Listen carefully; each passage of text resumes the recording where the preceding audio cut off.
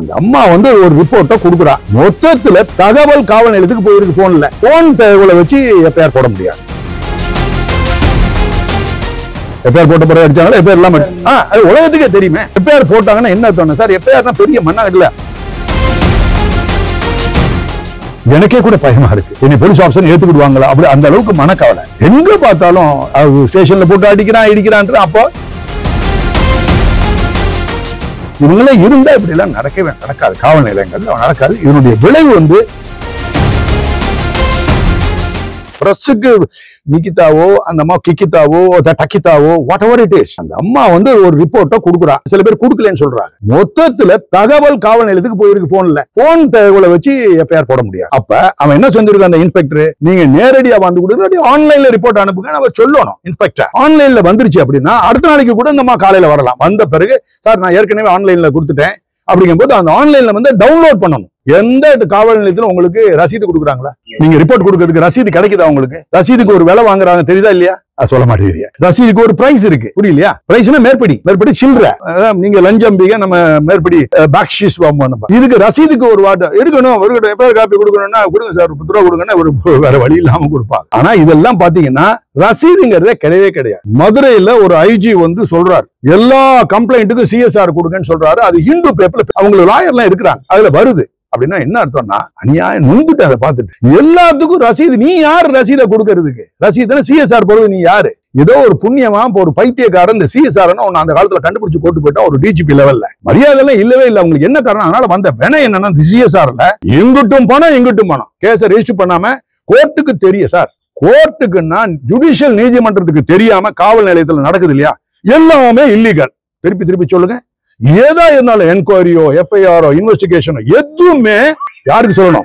Magistrate, jurisdiction மேஜிஸ்ட்ரேட்டுக்கு ஒரு வார்த்தை ரைட்டிங்ல போய் கொடுத்துடணும். அப்படின்னா இவங்க கொடுக்க ரிப்போர்ட்டை அடுத்த செகண்ட் ரெஜிஸ்டர் பண்ணி கைது செய்யக்கூடிய கூட்டம் ரெஜிஸ்டர் பண்ணி குவிக்கஸ்ட் டைத்துல அரை மணி நேரத்துல கோர்ட்டுக்கு போயிடும். கோர்ட்டுக்கு போயிட்டா ஜுடிஷியல் ஓவர் சைட்னு சொல்லுவாங்க. அதுக்கு பேரு மேஜிஸ்ட்ரேட்டோட கண்காணிப்புக்குள்ள உள்ள வந்துடும். அவருக்கு தெரிஞ்சிடும் ஒரு குற்றம் நடந்திருக்கு அப்படின்னா. எதுக்கு கொடுக்குறாங்கன்னா பெயில் எல்லாம் கண்ட்ரோல் பண்றதுக்கு அவருக்கு ஒரு மிகப்பெரிய ஒரு அதிகாரி ஒரு டெலிவிஷன்ல இன்டர்வியூ கொடுக்குறாரு. அதாவது எஃப்ஐஆர் போடாம இன்வெஸ்டிகேட் பண்ணலாம், என்கொயரி பண்ணலாம் சொன்னா எங்க நீங்க போவீங்க? ஒரு டெலிவிஷன்ல டெலிகாஸ்ட் பண்றீங்க, நீங்க பண்றாங்க. தப்பா சொல்லல சார், பொதுமக்களுக்கு கொண்டு போய் சேர்க்கிறீங்க. அது பெரிய நியூஸா வர சொல்றாங்க. எஃப்ஐஆர் போடாம இன்வெஸ்டிகேஷன் பண்ணலாம் இல்ல என்கொயரி பண்ணலாம். அது பிரிலிமினரி இன்கொயரி இதெல்லாம் பண்ணலாம். சம்மன் வேற பண்ணலாம்னு வேற சொல்றாரு. Deadly illegal. அதைத்தான் நீங்க சொன்ன என்ன ஒரு திருப்போணத்துல செஞ்சது. கோர்ட்டுக்கு போகாம எஃப்ஐஆர்னா சார் கோர்ட்டுக்கு போயாம அப்படின்னா எஃப்ஐஆர் போடலாம் கோர்ட்டுக்கு தெரியலன்னு அர்த்தம். அப்ப கோர்ட்டுக்கு தெரியாம என்ன செய்யறாங்க? களவாணித்தனமா இன்வெஸ்டிகேஷன். அந்த investigation wrongful investigation, illegal investigation. உடனடியா ஏவன் பண்ண அவனுக்கு மேல இருக்க சூப்பர்வைசர் ஆஃபீஸர் எஸ்பியை போட்டு சொல்லணும். அப்பதான் டைட்டா sir power corruption absolute power absolutely போலீஸ்ல இருக்கக்கூடிய பவர் எக்கச்சக்கமான பவர். இது பொதுமக்களை காப்பாத்துறதுக்காக கொடுக்க பவரை ரொம்ப கேர்ஃபுல்லா வாட்ச் பண்ணணும். அதுக்காக தான் போலீஸ் ஆஃபீஸர் வந்து எஸ்பியா இருக்கிறவன் என்ன செய்யணும்? வாட்ச் டாக்னா நாய் மாதிரி வாட்ச் பண்ணணும். உங்க வீட்டுல ஒரு குற்றம் நடந்துச்சு, அதை ரெஜிஸ்டர் பண்ணா எவ்வளவு வருத்தப்படுவீங்க? யோசிச்சு பாருங்க. ஒரு 8 பவுன் நகையை தாலி கொடிய 5 பவுன் நகையை வீட்டுல இருக்கிற பொம்பளையால அறுத்துட்டு போட்டான், உள்ள புந்து அடிச்சுட்டு போட்டான், அறுக்க போகும்போது இழுத்துருக்காக கத்திய வச்சு கிழிச்சு விட்டான்னா எவ்வளவு கஷ்டப்படுவீங்க? நான் அதை ரெஜிஸ்டர் பண்ணாம 4 நாள் 5 நாள் எல்லாமே சிஎஸ்ஆர் போட்டு விசாரிச்சேன். சோ இது மாதிரிலாம் பண்ண முடியாது. பிரிலிமினரி என்கொயரிங்க போது ரெண்டாவது பிஏ அப்படின்னு பண்ணிக்கிட்டு விட்னஸ் எல்லாம் சம்மன் பண்றாங்க. அது ரொம்ப இல்லீகல். சம்மன் பண்ணக்கூடாது. ஏன்னா எஃப்ஐஆருக்கு 154 எஃப்ஐஆர் போட்ட பிறகு சம்மன் கூப்பிடுங்க, விட்னஸ் கூப்பிடுங்க, அது 160. 154 போடல 166 எப்படி வரும்? 160 சம்மன் 154 போடல நீ அப்படின்னா கோர்ட்டுக்கே கொடுக்காம இல்லீகல், பேட்டன்ட்லி இல்லீகல். அது மாதிரி எங்க நடக்குதோ அந்த கவர்மெண்ட்ல இதெல்லாம் ஜீவோ போட்டு அந்த சிஎஸ்ஆரை வந்து பண்ணணும்னு நினைக்க கவர்மெண்ட் பண்ண மாட்டாங்க. ரைட்லயும் சில்லறை வாங்கிட்டு போனாலும் பரவாயில்ல, கோர்ட்டுக்கு தெரியாம உள்ள தூக்கி போட்டு அடிக்கிறது. அதுல திருப்போணத்துல எஃப்ஐஆர் இல்லாம தான் சார் அடிச்சது. சொல்லுங்க, எஃப்ஐஆர் போட்ட பிறகு அடிச்சாங்களா? எஃப்ஐஆர் இல்லாம அது உலகத்துக்கே தெரியுமே. எஃப்ஐஆர் போட்டாங்கன்னா என்ன தோணும் சார்? எஃப்ஐஆர்னா பெரிய மண்ணா இல்ல. தகவலை ரெஜிஸ்டர் பண்ண கேஸ் கிடையாது. அது புரிஞ்சுக்கிறோம். கேஸுங்கிறது சார்ஜ் ஷீட் போடும்போது கேஸ் தவறா பிரஸ்ல பேசுறாங்க. பல இடங்கள்ல பெரிய பிரஸ்ல கேஸ் போட்டாங்க சார் அப்படின்னு. எஃப்ஐஆர் அது கிடையாது. தகவலை ரெஜிஸ்டர் பண்ணி கோர்ட்டுக்கு கொண்டு போயிடும். அது தகவலை ரெஜிஸ்டர் பண்ணி கொண்டு இன்வெஸ்டிகேட் பண்ணி ரிப்போர்ட் கொடுப்பீங்க இல்லையா? அது போலீஸ் ரிப்போர்ட். அதைத்தான் சார்ஜ் ஷீட் பாக்க சரிதானா? சார்ஜ் ஷீட் சொல்லக்கூடாது, போலீஸ் ரிப்போர்ட். அதுக்கு தான் கேஸ். கோர்ட்ல போடுறதுக்கு பேரு தான் கேஸ். நீங்க போட்டாலும் சரி, நான் போட்டாலும் சரி. நீங்க எஸ்பி மாவட்ட எஸ்பின்னு சொல்லி பெரிய கற்பனை பண்ணிட்டு இருக்கீங்க. 38 எஸ்பி 38 மாவட்டத்துல இருக்காங்க. இவங்க யாராவது ஒரு ஆளு இந்த கவர்மெண்ட்லயோ இந்த 4 வருஷத்துக்குள்ள இதே மாதிரி இன்சிடென்ட்ல இப்படி நடந்திருக்கு, பச்சை குழந்தைய கூட கொண்டுருவா. இதெல்லாம் பெரிய கிரேவஸ்ட் ஆஃப் தி கிரேவ் கிரைம். டியூட்டில இது எனக்கு சார்ஜ் ஆஃப் இன்வெஸ்டிகேஷன் நான் எடுத்துக்கிறேன்னா ஏன் வாழ்க்கையில காக்கி சட்டை பண்ணல கொடூரமான குற்றம் இது வேற எதுவும் இருக்காதுன்னு சொல்லி நான் இதை எடுத்துக்கிறேன்னு சொல்லி எழுதியிருந்தாங்கன்னா அவங்க இந்த சமுதாயத்துல ஈடுபாடு இன்வால்மெண்ட் இருக்குங்கிறத நல்லா காட்டலாம். ஏற்கனவே போலீஸ் லெஜிட்டிமேஷன் சொல்லுவாங்க. அப்படின்னா போலீஸ் அதிகாரத்தையும் அதனுடைய செயல்பாட்டையும் பொதுமக்கள் அதை வச்சு பார்த்து நம்பிக்கை வைப்பாங்க. நல்லா இருக்கு, நேர்மையானவங்க. இப்ப எங்க பார்த்தாலும் போலீஸ் லெஜிட்டிமேட் அடி வாங்கி தூங்குது. போலீஸோட லெஜிட்டிமேட் ஏத்துக்க மாட்டேங்கிறாங்க. எனக்கே கூட பயமா இருக்கு, என்னை போலீஸ் ஆஃபீஸர் ஏத்துக்கிடுவாங்களா அப்படி, அந்த அளவுக்கு மனக்கவலை. எங்க பார்த்தாலும் ஸ்டேஷன்ல போட்டு இடிக்கிறான். அப்போ சூப்பர்வைசரி இன்ஸ்டிடியூஷன் சொல்லுவாங்க. Supervisory institution additional DGP IG இவங்க எல்லாம் இருக்கிறாங்களா, இவங்க எல்லாம் இறந்துட்டாங்களா, இல்ல ஒருவேளை திடீர்னு அவங்களுக்கு ஏதாவது நோய்வாய்ப்பட்டு அவங்க ஊமி ஆயிட்டாங்களா, இப்படி எல்லாம் கேள்வி கேட்கக்கூடிய மாதிரி எல்லாம் வருது. அப்படின்னா இவங்களாம் இருந்தா இப்படி எல்லாம் நடக்காது, காவல் நிலையங்கள்ல நடக்காது. இதனுடைய விளைவு எனக்கு ஒரு கடமை இருக்கு. நான் 30 வருஷம் இந்த காவல் நிலையத்துல உழைச்சவன்.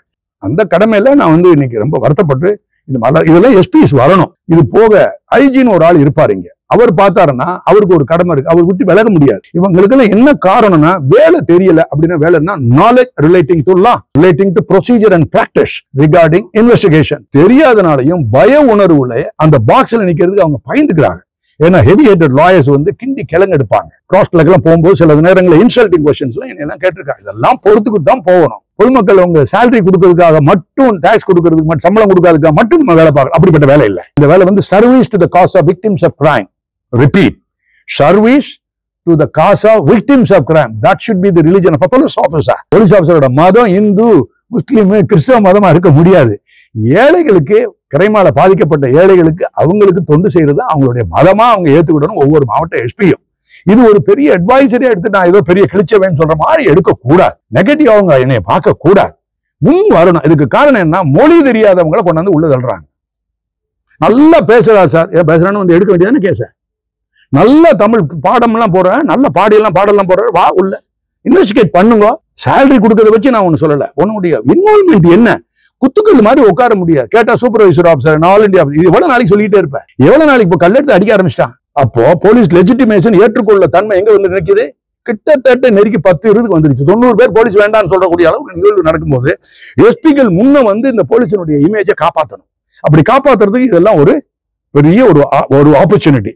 எஸ்பி இந்த கேஸை எடுத்துக்கிட்டாரு அப்படின்னு சொன்னா, இது மாதிரி வழக்குகளை எடுத்துக்கிட்டாங்கன்னா அந்த குடும்பம் என்ன செய்யும், எஸ்பியே விசாரிக்கிறார் சார், எங்களுக்கு மனசுல நல்ல தைரியம் வந்துருச்சு சார் அப்படின்னு சொல்லி சொல்றதுக்கெல்லாம் வாய்ப்பு இருக்கதா நான் நினைக்கிறேன், நான் ஃபீல் பண்றேன். என்னைக்கு பேப்பர் எடுத்து விழுகுறாங்களோ, எஸ்ஏ எழுதுவாங்க, இன்பெக்ட் இதெல்லாம் பாத்தீங்கன்னா 10 பைசாவுக்கு லாயக்கு இல்லாது. இன்னைக்கு 10 வருஷத்துக்கு முன்னாடி ஆடியோ வீடியோல தான் ரெக்கார்ட் பண்ண. ஆடியோ வீடியோலன்னா எழுத போகும்போது படிச்சு பாத்தீங்கன்னா யார் சொன்னா மூஞ்சி பாவனா அது எழுத்துல இருக்குமா இல்ல.